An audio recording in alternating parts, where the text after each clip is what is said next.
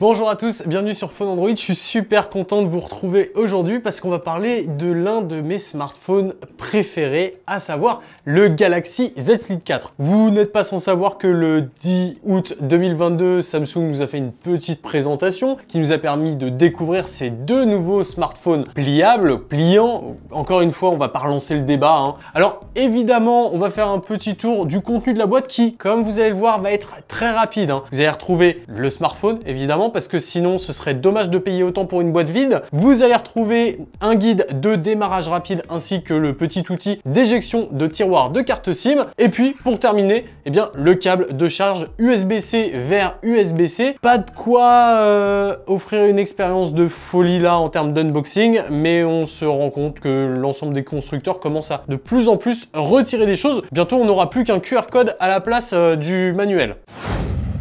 Alors, ce qui est intéressant, c'est qu'on a pu récupérer le Z Flip 3 de l'an dernier pour vous faire un petit comparatif et vous montrer les quelques petites différences. Parce qu'au premier abord, on se retrouve face à exactement la même chose. Du moins, si on va pas chercher dans les détails, on a l'impression d'avoir le même smartphone des deux côtés. Qu'est-ce qu'on peut remarquer sur la face avant du smartphone? Que la partie photo est exactement la même que l'année précédente. La première différence va se situer au niveau du flash qui a drastiquement rétréci par rapport à l'an dernier. Ça veut pas dire qu'il sera moins performant pour autant, c'est juste qu'il prend moins de place sur la face. Et puis aussi, on peut se rendre compte du traitement qui est effectué sur les matériaux de la face avant. On reste sur du verre, mais ici du Gorilla Glass Victus, qui va passer en mat, contrairement au coloris brillant qu'on avait l'an dernier. Vous pouvez également potentiellement le voir, mais la charnière a été retravaillée dans son design également, puisque au lieu d'être arrondie, elle a été aplatie sur sa surface, ce qui permet au Z Flip 4 d'être plus compact encore que son grand frère, le Z Flip 3. Dernière grosse différence, c'est sur les bordures. Si déjà on arbore maintenant un revêtement brillant à la place du revêtement mat qu'on avait l'an dernier, là aussi, les bordures ne sont plus arrondies, mais bien droites, un peu dans l'esprit de ce qu'on peut retrouver sur les bordures d'un iPhone par exemple. Passé ce premier point, on se rend compte que la disposition générale reste globalement la même. On a le petit écran en façade, les capteurs photo au même endroit. En dessous de l'appareil, on retrouvera les micros, le port de charge et pour terminer, un haut-parleur. Sur la partie gauche, on retrouvera, comme sur la version précédente, le tiroir de carte SIM. Et puis sur la partie droite et sur la partie supérieure, on retrouvera le bouton de déverrouillage par empreinte digitale et puis la gestion du volume. Vous le voyez, clairement, on se retrouve avec à peu de choses près, mêmes appareils. Tout ce qui se passe et toutes les évolutions seront plutôt en interne sur le Z Flip 4. En fait, Samsung s'est rendu compte que la formule du Z Flip 3 fonctionnait super bien et s'est dit, on va conserver ça et on va améliorer ce qu'il y a en interne pour parfaire l'expérience et c'est pour moi en tout cas ce qu'ils ont réussi à faire.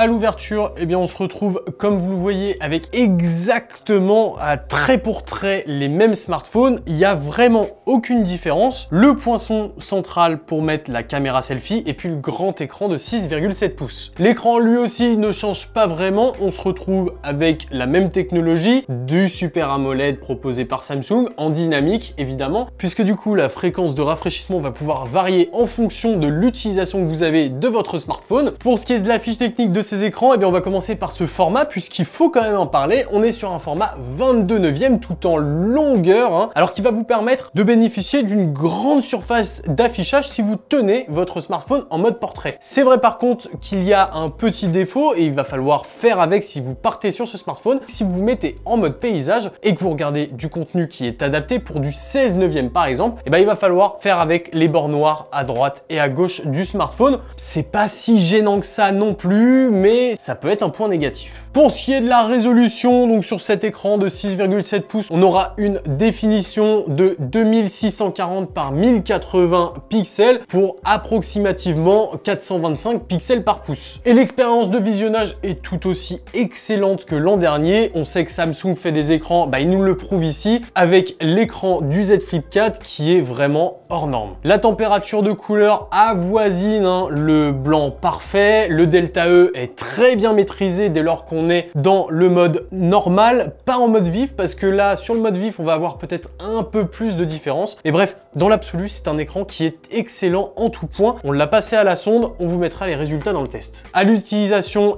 ça colle exactement à ce qu'on peut mesurer lors des tests à la sonde. On se retrouve avec un écran qui est vraiment précis, efficace et qui offre vraiment tout ce qu'on peut attendre d'un écran de chez Samsung. Des vrais contrastes grâce au Super AMOLED, du détail, de la précision dans les couleurs. Bref, vraiment quelque chose d'agréable en tout point à utiliser au quotidien et c'est vraiment la force de chez Samsung. On va évidemment répondre à la question que vous posez chaque année, est-ce que la pliure est visible? Est-ce qu'on la sent lors de l'utilisation du smartphone? La réponse c'est oui et oui. Par contre, est-ce qu'on peut s'y habituer? Oui également. C'est un peu comme l'encoche d'un iPhone par exemple. Au fur et à mesure de l'utilisation, vous y ferez même plus attention et puis vous passerez outre et finalement l'expérience n'en est pas tellement entachée. Je vais pas vous mentir, effectivement on passe le doigt, on sent qu'il y a un creux au niveau de la pliure, mais j'ai l'impression qu'il est plus discret que l'an dernier, déjà mieux maîtrisé et pour autant, déjà l'an dernier je trouvais pas que c'était gênant. Samsung a réussi aussi à nous donner l'expérience d'un vrai écran en verre, même si la couche effectivement de verre qui est posée ici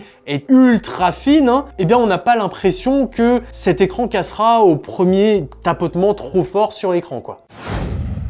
La force des smartphones pliables de chez Samsung, c'est évidemment le deuxième écran qui est en façade. Et ici, on reste également sur la même configuration, un petit écran de 1,9 pouces qui vous permettra de venir gérer quelques petites fonctionnalités, histoire de vous éviter d'avoir à chaque fois à rouvrir le smartphone. Et force est de constater que ça fonctionne toujours aussi bien, même s'il y a de nouvelles fonctionnalités qui viennent agrémenter l'ensemble. Grosso modo, avec cet écran, vous allez pouvoir contrôler votre musique, venir prendre des photos en utilisant les capteurs principaux et l'écran comme retour. Vous allez également pouvoir prendre des appels, répondre à des messages, directement voir la météo, voir votre calendrier. Bref, il y a toute une liste de possibilités intéressantes avec cet écran qui finalement vous permettent de pouvoir l'utiliser sans avoir à ouvrir à chaque fois l'appareil pour déverrouiller et regarder tout ce qu'il y a à faire. Finalement, tous ces raccourcis s'apparentent un peu à ce qu'on pourrait avoir avec un smartphone plus une watch, sauf que là, vous avez tout dans un format compact avec son petit écran sur la face avant. Je trouve que c'est vachement bien pensé et que ce format-là permet de garder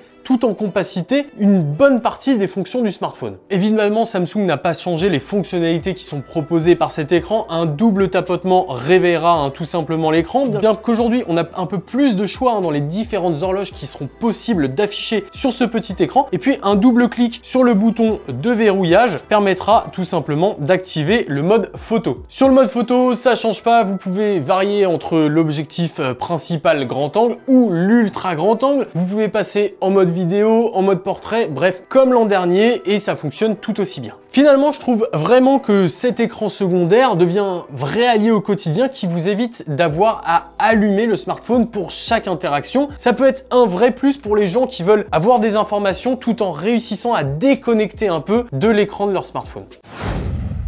Je vais maintenant vous parler un peu de l'audio qui est délivré par ce smartphone parce que ça a été une vraie surprise pour moi. C'était le vrai point faible du Galaxy Z Flip 3, quelque chose que j'avais trouvé un peu négatif par rapport à ce dont était capable la concurrence au même moment. Et le Z Flip 4 fait une vraie avancée à ce niveau-là. On se retrouve avec vraiment un son de qualité de façon générale sur les haut-parleurs du smartphone qui suffira amplement pour regarder un film, une série tranquille allongée dans le canapé sans avoir à mettre un casque par exemple. Alors oui, vous pouvez mettre un casque, des écouteurs si vous le souhaitez, mais les haut-parleurs ici sont de très bonne facture. Le son est très équilibré, on a de la rondeur dans les basses, on a de la présence dans les hauts médiums et les aigus sans que ce soit criard. On se retrouve avec un son qui limite la saturation et ce même à plein volume. Franchement, j'avais peur de me retrouver avec les mêmes problèmes qu'avec le Z Flip 3 et finalement, il est bien au-dessus. Chose à noter également, l'an dernier, on avait le droit à un petit kit main libre en USB-C. Cette année, c'est fini, ce n'est plus le cas. La réglementation ne l'oblige plus, donc faites bien attention. Si vous prenez le smartphone, vous n'aurez uniquement que le câble de charge. Si vous voulez profiter pleinement de l'écoute, je vous invite quand même à vous renseigner pour soit prendre une petite paire d'écouteurs en USB-C, puisque c'est la seule connectique disponible, soit en sans fil avec du Bluetooth.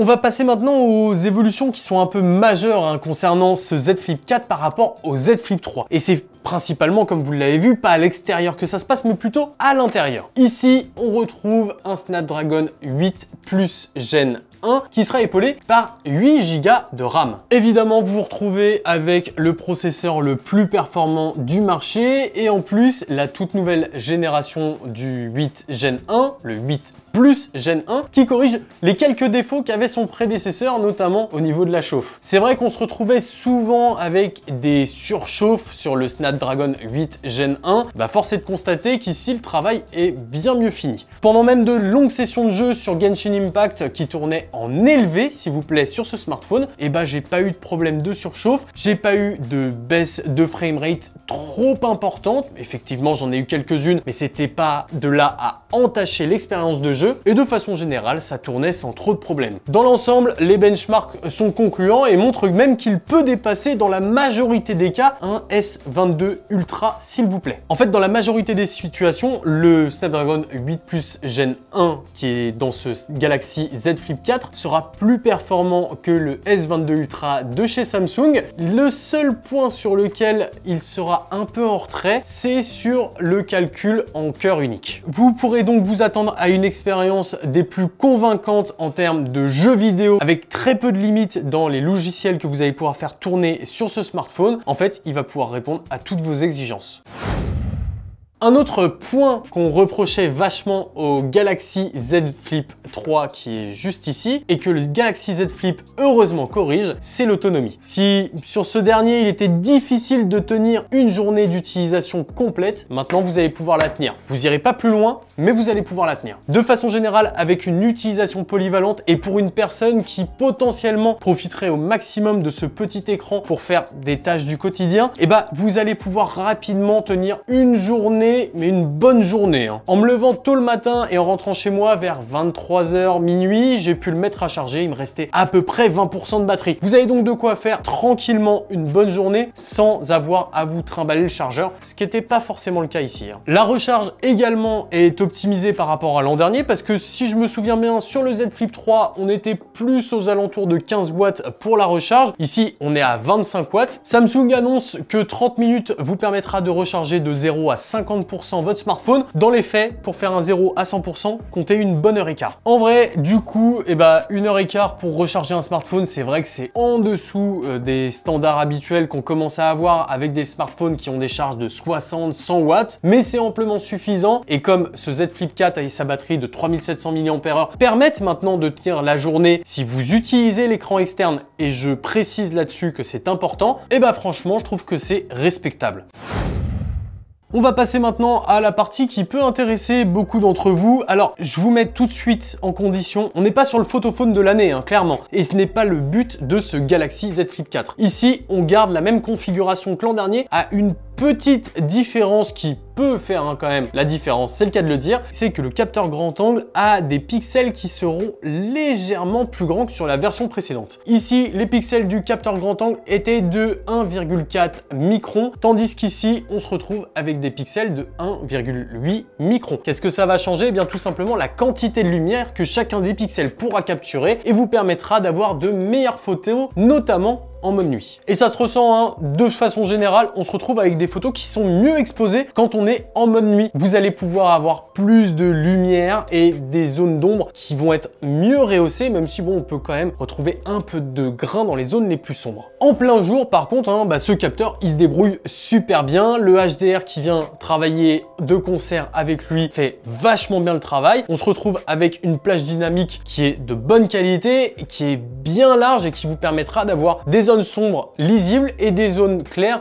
pas brûlées quoi. Les couleurs sont vives sans être trop dénaturées par rapport à la réalité. Le contraste, comme je vous l'ai dit, est présent et les détails, grâce à l'intelligence artificielle qui vient retravailler tout ça sans être trop invasive, vous permet d'avoir des photos qui sont exploitables partout. Franchement, je trouve que ces photos sont de très bonne qualité. Aujourd'hui, on se retrouve avec des capteurs de 12 millions de pixels dans ce smartphone qui sont capables de mettre sans trop de problème à l'amende certains flagships avec des capteurs de 50-60 millions de pixels. Et c'est là qu'on se rend compte de la force de l'IA. On va passer maintenant à l'ultra grand angle qui est très équilibré et qui offre des prestations équivalente au grand angle qu'on a sur le smartphone. En fait, dans l'absolu, vous allez vous retrouver grosso modo avec la même qualité de cliché qu'avec le capteur principal, puisqu'il est lui aussi de 12 millions de pixels, bien que la taille de ces pixels, lui, n'a pas changé, et donc évidemment, il sera un peu plus en retrait sur les photos en basse luminosité. Vous aurez un peu plus de difficulté à capter des détails dans les zones sombres pour le problème que je vous ai cité juste avant. À l'intérieur du smartphone, on retrouve le capteur selfie qui n'a pas évolué depuis l'an dernier. On se retrouve avec le même capteur de 10 millions de pixels. Et je vais faire le même commentaire que j'avais fait l'an dernier sur le Z Flip 3, c'est qu'on aurait adoré que ce dernier passe sous l'écran. Pourquoi? Parce que Samsung permet de profiter des capteurs extérieur pour prendre des selfies. À quoi sert donc celui de l'intérieur? Pourquoi il vient entacher la surface de visionnage alors que beaucoup de personnes vont très vite prendre le réflexe de faire un double clic sur l'écran de verrouillage et de venir prendre des selfies comme ça. Ça aurait permis de libérer de l'espace sur la surface d'affichage, ça aurait permis d'inciter encore plus les gens à prendre des photos de bonne qualité avec les capteurs arrière du smartphone. Je pense que ça pourrait être une bonne idée d'intégrer cette fonctionnalité sur le Z Flip 5. Évidemment, c'est une technologie qui pourrait faire monter le prix, il faut s'en douter, mais ça permettrait de moins entacher l'expérience de façon générale. Au-delà de ça, bon, si vous voulez savoir, il prend d'excellentes photos, trop bonnes même parce que je vois tous les défauts de ma peau et c'est pas ce que je préfère. Évidemment, vous aurez toutes les fonctionnalités de lissage de peau et compagnie qui, dans l'absolu, peuvent être désactivées, hein, on est d'accord, mais ça fera tout à fait l'affaire pour mettre quelques petites vidéos en story et compagnie, et puis peut-être aussi avoir un meilleur retour quand vous vous filmez comme ça en posant votre smartphone, et pour la visio par exemple, ça fonctionne très bien. Dernier point à aborder sur la photo, c'est évidemment le mode portrait proposé par ce smartphone, et il est excellent. Franchement, j'ai noté très peu d'erreurs de détourage de façon générale. L'intelligence artificielle, encore une fois, fait très bien son travail et est capable de détecter les traits du sujet, même jusqu'au point de créer une légère variation dans les cheveux par exemple ou dans les bordures pour essayer de simuler encore mieux la profondeur de champ. Je vais vous parler par contre un peu de l'interface. Alors ici, on est sur du Android 12 avec One UI 4.1, mais ça, on connaît. Et ce qui est intéressant, c'est le fameux mode Flex qui est intégré par Samsung dans ses smartphones à écran pliable. Alors c'est un peu compliqué à trouver, il va falloir un peu fouiller, hein, faire l'aventurier des paramètres, et il va falloir se rendre dans la section Labs du téléphone et des paramètres du téléphone pour pouvoir l'activer. Une fois que vous aurez trouvé cette fonctionnalité, vous allez pouvoir choisir les différentes applications qui pourront profiter du mode flex. Alors je vous parle du mode flex comme ça, mais à quoi ça sert exactement? Eh bien ça va vous permettre de profiter dépendamment de la partie haute et de la partie basse du téléphone. Prenons un exemple tout simple, je vais chercher Spotify dans mes paramètres et en pliant à angle droit le smartphone, eh bien je me retrouve avec ma bibliothèque en haut et des contrôles en bas. Ça va agrandir les zones de contrôle pour votre vidéo, votre musique ou différentes applications et vous permettre de mieux contrôler l'ensemble. Le mode flex va vous permettre par exemple aussi sur un navigateur internet, et bien dès lors que vous aurez plié à 90 degrés votre smartphone, de bénéficier par exemple d'un petit curseur qui vous permettra de venir cliquer comme sur un ordinateur sur les différents textes, liens que vous pourrez trouver sur votre fichier. Vous allez également pouvoir rapidement déplier votre centre de contrôle, faire une capture d'écran, gérer la luminosité et le volume de votre smartphone ou encore une fois, hein, utiliser ce petit curseur de navigation qui vous permet d'utiliser votre téléphone comme un ordinateur. Bon, c'est vrai que c'est un peu petit et que cette fonction est peut-être clairement dispensable, mais c'est pratique d'avoir cette fonctionnalité par exemple sur des applications comme YouTube qui vous permettront d'avoir votre vidéo en haut et puis en bas la possibilité de naviguer directement sur d'autres vidéos, lire les commentaires plus facilement. Et finalement, c'est dans toutes ces petites fonctionnalités ajoutées au Galaxy Z Flip 4 que l'expérience devient vraiment convaincante. Le petit écran externe, ce mode flex qui évolue et qui s'améliore avec le temps, rendent l'expérience d'utilisation vraiment agréable. Personnellement, je trouve que ce format est le format le plus adapté pour un pliable. On reste sur des smartphones qui ont des écrans de bonne facture, mais qui tiennent dans des formats compacts avec toute une flexibilité bien plus agréable, je trouve, et c'est très personnel, que sur les Z Fold. Ce Galaxy sera disponible à partir du 26 août 2022, commençant au prix de 1109 €. C'est une évolution de 50 € par rapport à l'an dernier qui est justifiée notamment par les toutes petites améliorations qui sont amenées ça et là. Notez que le smartphone sera disponible en 4 coloris sur le site de Samsung, le or rose que j'ai entre les mains, un noir, un violet et un bleu, mais vous aurez également l'ensemble et des coloris bespoke qui seront disponibles et qui eux eux encore font monter la note à 1209 € pour le premier prix, mais qui vous proposeront jusqu'à 70 couleurs et combinaisons différentes possibles, ce qui peut être intéressant pour qui veut avoir un smartphone unique. Côté capacité, vous aurez le droit à du 128, 256 et 512 Go. Sachez cependant que la version 512 est exclusive au site de Samsung. Voilà pour ce petit test et ce petit retour d'expérience sur ce Z Flip 4 5G. J'espère qu'il vous aura plu. Si c'est le cas, pensez au petit like qui est le meilleur moyen de nous soutenir. Pensez également à l'abonnement et à la cloche. On vous met en description le test complet avec les benchmarks, tous les détails, la fiche technique, tout ça, si vous voulez vraiment en savoir plus sur le smartphone. Et moi, tout ce qui me reste à vous dire, c'est à vous souhaiter une bonne journée. On se retrouve très bientôt sur Phone Android. C'était Nacrium. Ciao!